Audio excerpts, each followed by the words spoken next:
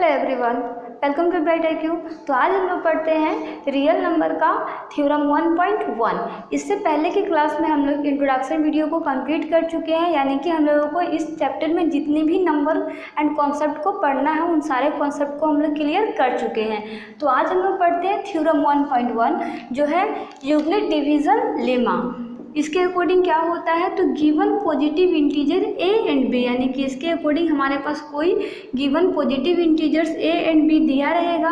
There exist unique integers q and r satisfying a equal to b q plus r where 0 is less than और equal to r and r is less than B.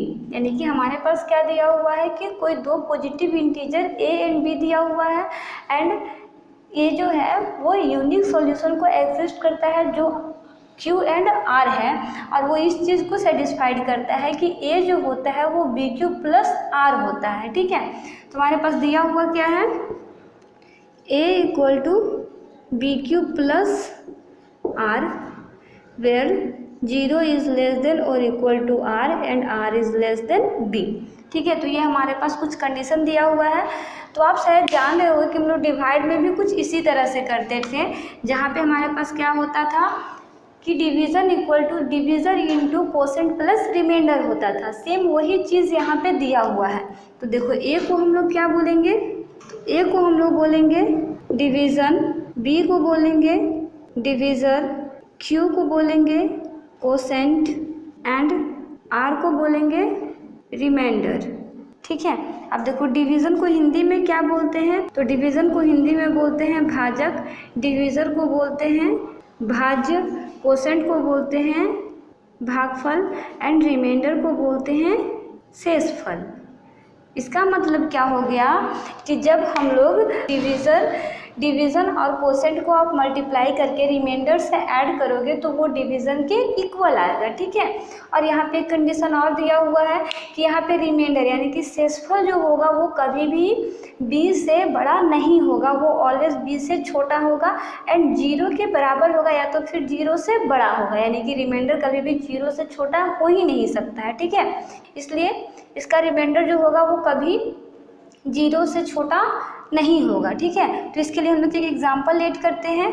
जैसे example में हम लोग number late करते हैं 3 and 10। ठीक है, तो 3 एंड 10 को हम लोग क्या करते हैं कि 3 से हम लोग डिवाइड करते हैं 10 को।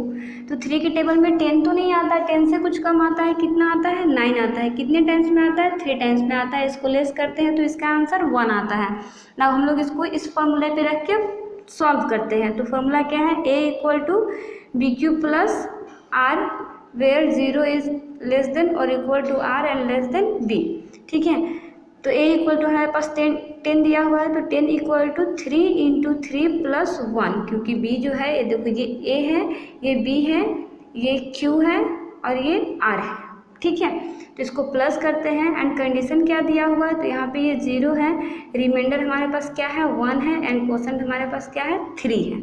ठीक है, तो अब देखो यहाँ पे 10 इक्वल टू ये 10 हो जाता है और यहाँ पे ये कंडीशन भी है जो इसको फुलफिल करता है। यहाँ पे 1 जो है वो 0 से बड़ा है एंड 3 से 1 जो है वो छोटा है।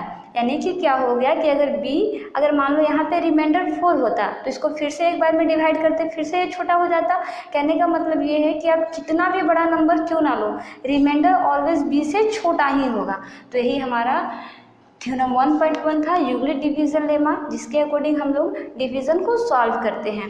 ये है डिवीज़न चेक करने का रूल्स। इसके अकॉर्डिंग आप किसी भी नंबर को डिवाइड करोगे तो उसको डिवाइड करके आप चेक कर सकते हो कि आपका डिवीज़न जो है वो करेक्ट है या नहीं है। अगर दोनों नंबर आपस में इक्वल आते हैं तो आप जो नंबर को डिवाइड किए हुए हो वो सही है, और अगर इक्वल नहीं आता है तो जो नंबर को आप डिवाइड किए हो वो गलत है। तो इस तरह से हम लोग आज की क्लास में थ्योरम 1.1 को सॉल्व कर चुके हैं। तो मिलते हैं नेक्स्ट क्लास में, जिसमें हम लोग आगे के क्वेश्चन को सॉल्व करेंगे। Thanks for watching, like share and subscribe bright IQ।